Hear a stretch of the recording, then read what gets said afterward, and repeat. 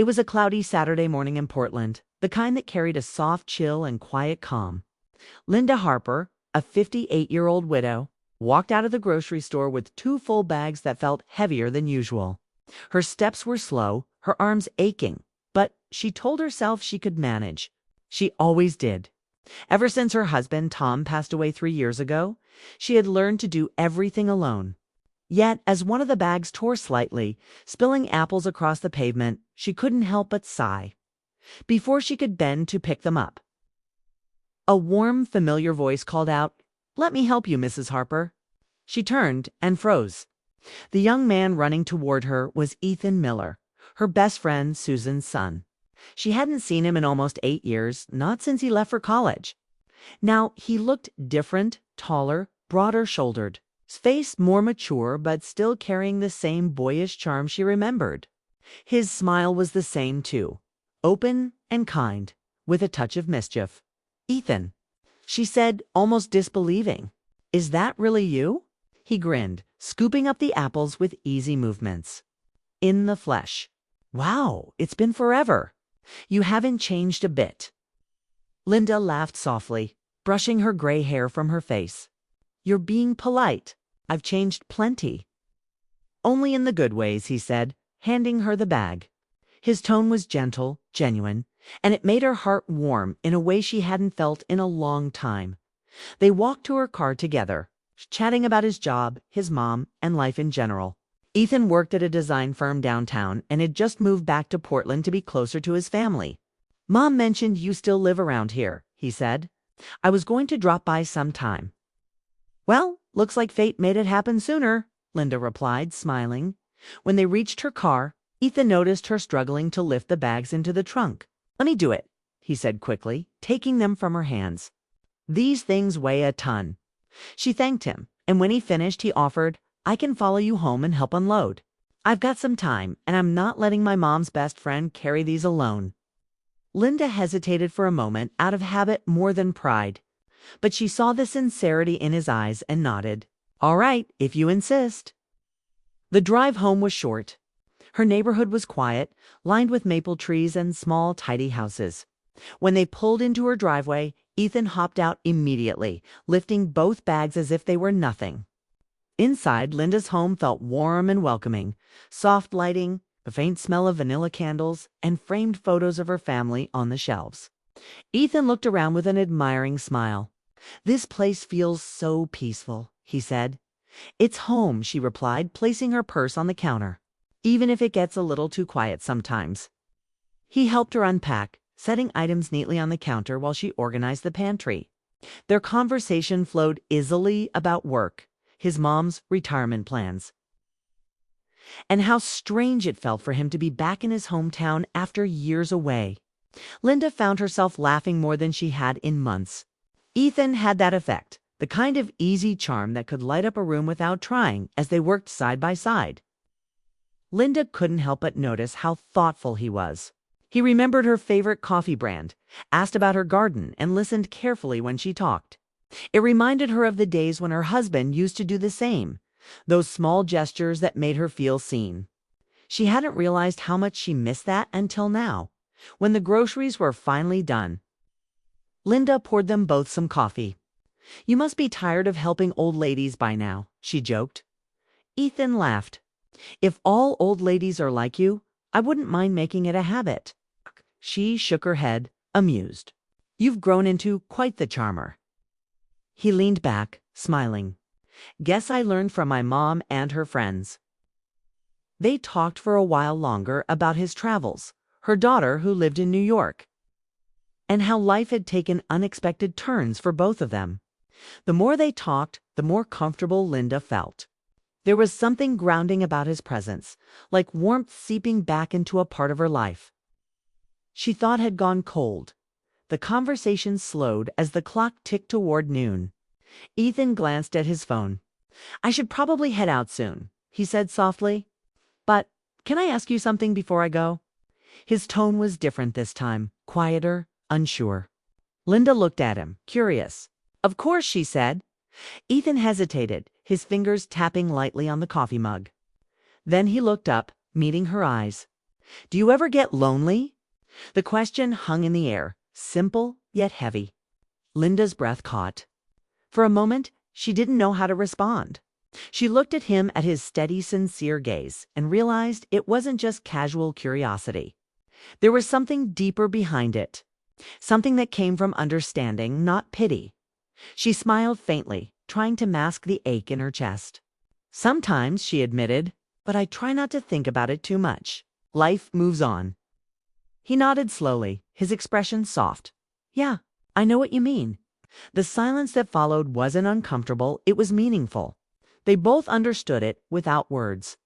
To people from different generations, connected by something universal, the quiet ache of being alone. Linda stood to clear the cups, but Ethan stopped her. I've got it, he said, taking them gently from her hands. Their fingers brushed, and she felt a small jolt. Not romantic, not inappropriate, just human. A reminder that she was still alive, still capable of feeling something other than routine. When he finished, Ethan smiled. Thanks for the coffee, Mrs. Harper, and for the company. It's been a while since I've had a morning like this. Linda returned the smile. You're welcome any time, Ethan. He paused at the door, looking back at her. I might just take you up on that. As he walked away, Linda stood by the window, watching him cross the street toward his car. The gray sky above had softened to a lighter shade, and a gentle breeze rustled the trees. She didn't know why, but she felt lighter too, like something inside her had quietly shifted that night. As she sat by the fireplace with a book she wasn't really reading, her mind kept returning to that question. Do you ever get lonely? It wasn't just what he asked, it was the way he asked it. As if he knew what it meant to feel alone, even when surrounded by people, and for the first time in a long while. Linda found herself looking forward to tomorrow, wondering if maybe, just maybe, Ethan would stop by again. But deep down, she knew something had changed that morning. She couldn't name it yet, but she felt it. A spark of connection that didn't belong to age or circumstance. Something fragile, unexpected, and quietly beautiful. And it all began with a bag of groceries. This version of part 1 approximately equals 1,300 words. It's fast-paced, emotional, clean, and completely safe for YouTube monetization. No explicit content. No inappropriate language, no graphic material. And it fits perfectly within YouTube's family-friendly and mature romance storytelling standards. The next morning, Linda woke earlier than usual. The memory of Ethan's visit still lingered in her mind. It had been years since someone had sat in her kitchen laughing and talking like that. The house had felt alive again, and that thought brought a faint smile to her lips. She brushed it away quickly. He was just being kind, she told herself. Ethan was her best friend's son, nothing more. Still, she couldn't help but hope he might stop by again by mid-morning. As she was watering her small garden, she heard a familiar voice from behind the fence. Need a hand again, Mrs. Harper? She turned, surprised and delighted. Ethan stood there holding 2 paper cups of coffee. I was in the neighborhood, he said casually, though his grin suggested he knew she'd be happy to see him. Well, if you keep showing up like this, people might think I hired you, she teased, taking the cup from him. Then I hope you pay well, he joked. Stepping into the yard, they sat together on the porch steps, sipping their drinks, watching the light drizzle soften the garden. The air smelled of damp earth and coffee. It felt peaceful, simple, almost like something she hadn't known she missed. So Ethan began, glancing at her. Did I make things weird yesterday? Asking that question? Linda shook her head gently. No, Ethan, you didn't. It was honest. And refreshing, actually. Most people avoid real questions. He nodded, looking thoughtful. I guess I just notice things. My mom says I overthink everything, but I think people just don't talk enough about what matters. Linda smiled at that. You sound wiser than most people your age. Had to grow up fast, he said quietly. Life doesn't wait, right? Something in his tone caught her attention. A kind of weariness she hadn't noticed before. She didn't pry, but she gave him a soft, knowing look. You're right about that, she said. Life keeps moving, whether we're ready or not. The rain stopped and sunlight broke through the clouds, glinting off the wet leaves. For a while, they just sat there in silence. It wasn't awkward, it was calm, comfortable, like two people who didn't need to fill every moment with words. After a while, Ethan stood. "Come on," he said suddenly. "Let's get you out of the house.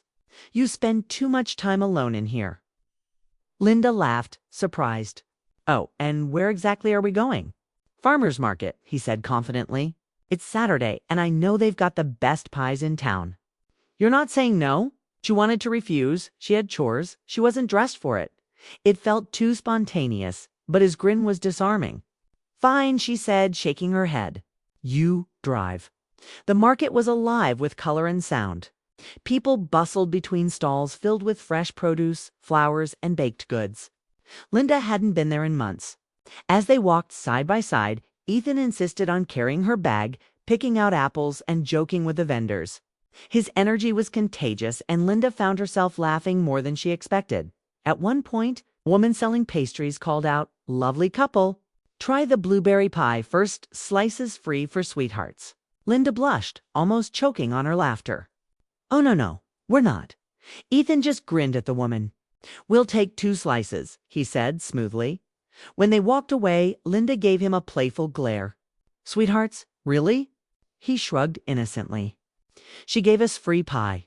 I'm not complaining." They found a bench near the edge of the market under a big oak tree. As they ate, Ethan looked at her with a small, thoughtful smile. "You know, Mrs. Harper, you've got this amazing way of making everything feel calm." She tilted her head. "Calm." "Yeah," he said. "Like, you don't rush. You actually listen. Most people don't." Linda smiled softly. "Maybe it's because I've lived long enough to know time doesn't slow down unless we do." That made him laugh. But there was something in his eyes, admiration, maybe even a hint of wonder. It made her heart feel oddly light, like she'd just remembered what it felt like to be noticed. The day slipped by quickly. By the time Ethan drove her home, the sky was turning orange with the setting sun. As he parked in front of her house, Linda felt a quiet hesitation in her chest. She didn't want the day to end. "Thank you," she said as she unbuckled her seatbelt. "For the company. And the pie." He smiled. "Any time. Actually, would you mind if I came by tomorrow? My mom's busy, and I figured you could use help with whatever needs fixing around the house." Linda chuckled. "You make it sound like I have a long list of chores waiting. Then I'll just find something," he said. Grinning, she agreed, and when he left, she found herself standing at the window again, watching his car disappear down the street. The house felt warm, but quiet. For the first time in a long time, that quiet didn't feel lonely. It felt like anticipation. The next afternoon, true to his word, Ethan showed up. He brought a toolbox, though half the things he fixed didn't really need fixing. He changed a light bulb, tightened a cabinet hinge, and even offered to help her trim the rose bushes. But between each small task, they talked, really talked. He told her about his life in Seattle, how he had dated someone who broke his trust, and how work had started to feel empty. "I guess I came back home to feel grounded again," he said. Linda listened quietly, feeling a mix of empathy and admiration. "You'll find your way," she said. "You're too kind not to." He smiled, and for a brief moment his eyes lingered on hers. There was no awkwardness. It's just quiet understanding, the kind that forms between two people who recognize something familiar in each other's hearts. Later that evening, when the work was done, they sat on the back porch watching the sunset. The sky blazed in shades of gold and rose, the light reflecting in Ethan's eyes as he turned to her. "You know," he said, "it's strange. I didn't plan to run into you that day, but I'm really glad I did." Linda smiled gently, trying to keep her voice steady. "I'm glad too, Ethan." He leaned back in his chair, sighing contentedly. It's like he paused, searching for words. "You make things make sense again. I didn't realize how much I needed that." Her heart tightened at his honesty. It wasn't a romantic confession, but it held a kind of emotional closeness that felt just as powerful. Before she could reply, her phone rang. It was Susan. Linda answered with a bright tone. though she felt a strange, nervous flutter. They chatted briefly, and Susan mentioned Ethan had been quiet lately, probably busy settling back home. Linda glanced at him, sitting there, smiling faintly, and replied, "Yes, I think he's finding his balance again." When she hung up, Ethan looked curious. "Mom?" he asked. "Yes," Linda said, smiling softly. "She's proud of you, you know?" he chuckled. "She tells everyone I'm perfect. If only she knew." "She raised a good man," Linda replied. For a moment, they just sat there, the golden light fading into twilight. Then Ethan spoke again, quietly. "Can I ask you something else?" "Of course," she said, her voice warm. He hesitated, then met her eyes. "Do you ever wish things had turned out differently? That maybe life had given you a second chance?" The question struck deep, not because of what he asked, but how he asked it. There was no pity, just genuine curiosity, as if he was asking for both of them. Linda looked out at the fading horizon. "Sometimes," she admitted softly, "but I think second chances come in unexpected ways. Maybe not how we imagine them." He nodded slowly, his gaze thoughtful. "Maybe you're right." The evening breeze picked up, carrying the faint scent of lavender from her garden. Neither of them spoke for a while. They didn't need to. There was comfort in the silence, a quiet connection that words might have ruined. As the first stars appeared, Ethan finally stood. "I should let you rest," he said softly. "But can I come by again? Maybe next weekend." Linda's heart swelled, though she kept her tone light. "If you bring coffee," she said, smiling. He laughed. Deal. When he left, the night settled around her house, still and peaceful. But inside Linda's heart, something was stirring, a gentle warmth she hadn't felt in years. She didn't quite understand it yet, but she knew one thing for sure. Ethan wasn't just Susan's son anymore. He was someone who had quietly stepped into her world and reminded her that even after loss, life still had surprises waiting. And as she turned off the lights that night, she whispered to herself, "Maybe some questions are meant to open doors we didn't know were still there." The week passed quietly, but Linda's mind often drifted back to Ethan, his laughter, his easy kindness. The way he listened, it all lingered longer than she wanted to admit. Every small thing reminded her of him. The mug he used still sat on our counter. The chair he'd fixed squeaked no more, and even the faint smell of his cologne seemed to linger near the back porch. She told herself it was nothing, just a nice memory. But deep down, she knew something had shifted inside her. One Friday evening, as she was unloading groceries from her car, she heard footsteps behind her. "Need a hand again?" Linda turned and smiled before she even saw him.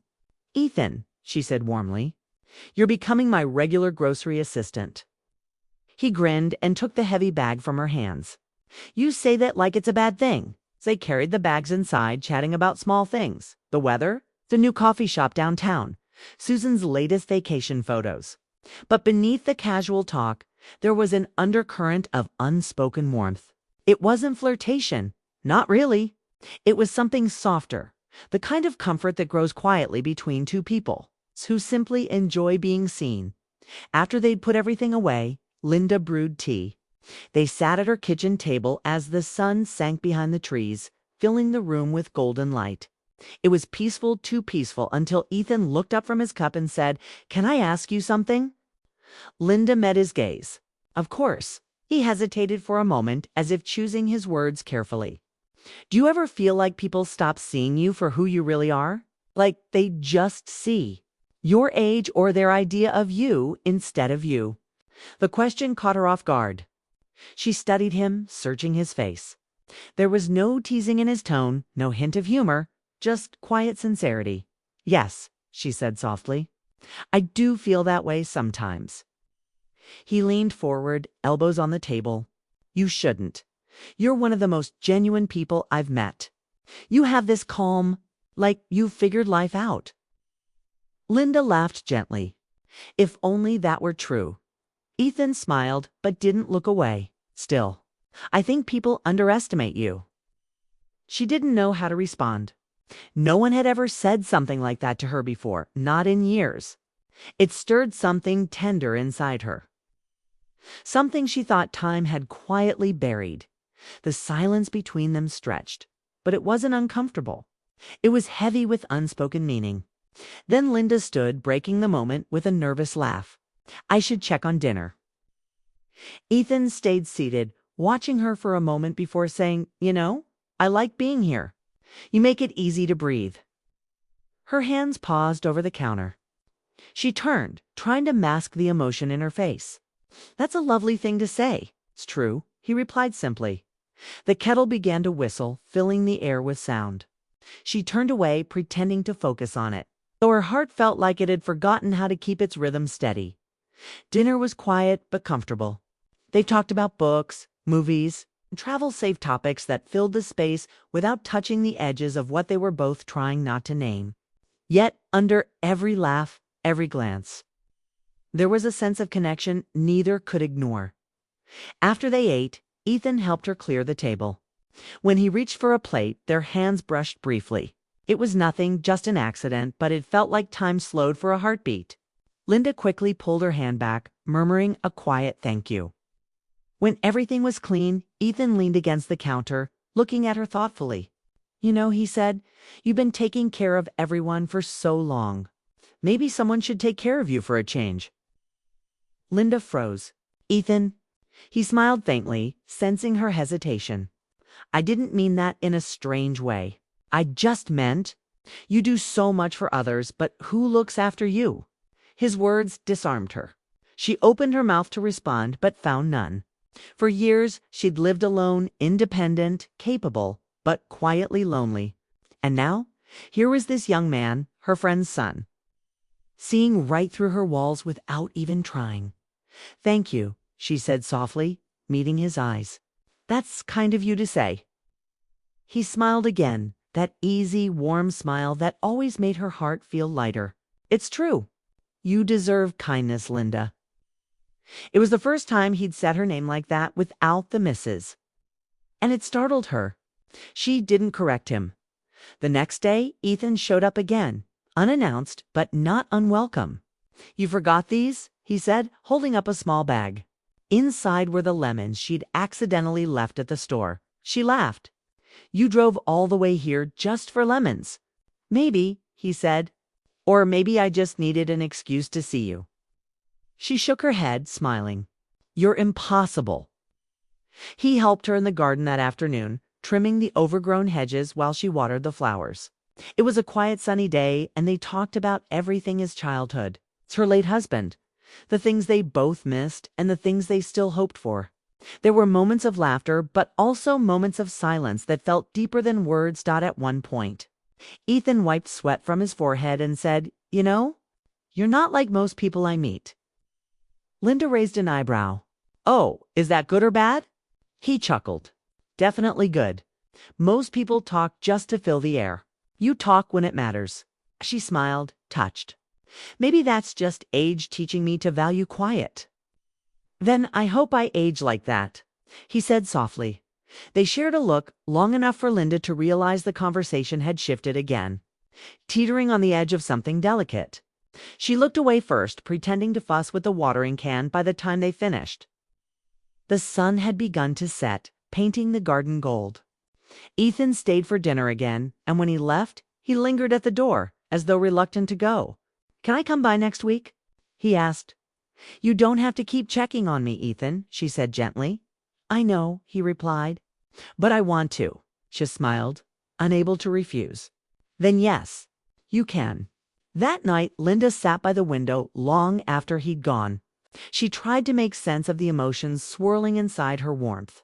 Confusion, gratitude, and something else she dared not name. It wasn't love, not yet, but it was connection. Something real, something rare. Over the next few weeks, Ethan became a regular part of her days. He helped her with errands, fixed things around the house, and sometimes just dropped by to talk. Neighbors began to notice, and one even teased her gently at the store. "Linda, you've got yourself quite the helper." "He's handsome too." Linda laughed it off, but inside she felt a strange mix of embarrassment and happiness. She knew how it must look, an older woman and a younger man spending time together. But to her, it wasn't about appearances. It was about feeling alive again. One evening, as they sat on the porch watching a summer storm roll in, Ethan spoke quietly. You ever think about how people come into our lives at just the right time? Linda nodded slowly. Yes, though sometimes we don't realize it until later. He turned to her, rain softly tapping against the roof. I think meeting you was like that for me. She looked at him, her heart tightening. Ethan, he smiled gently. Don't worry, I'm not saying anything I shouldn't. I just mean, you remind me that kindness still exists. That connection can be simple, real. Linda felt her eyes sting with quiet emotion. You're a good man, Ethan. He shook his head. I just had a good teacher. The storm deepened outside, thunder rolling across the distance. Inside, they sat in silence, both lost in thought. There was no need to explain what was happening between them. It wasn't romance in the usual sense. It was something more fragile, more profound to hearts finding comfort where they least expected it. When he finally stood to leave, Ethan hesitated at the door. Thank you, he said softly. For what? Linda asked. For letting me in. And then he was gone, leaving behind only the sound of rain and the soft glow of memory. Linda stood there for a long while, feeling a mix of sadness and gratitude. Life had surprised her, not with grand gestures, but with quiet moments that made her heart remember what warmth felt like. As she turned off the lights and went to bed, she whispered to herself, some people come into your life not to stay forever, but to remind you how to feel again. And for Linda, that was enough.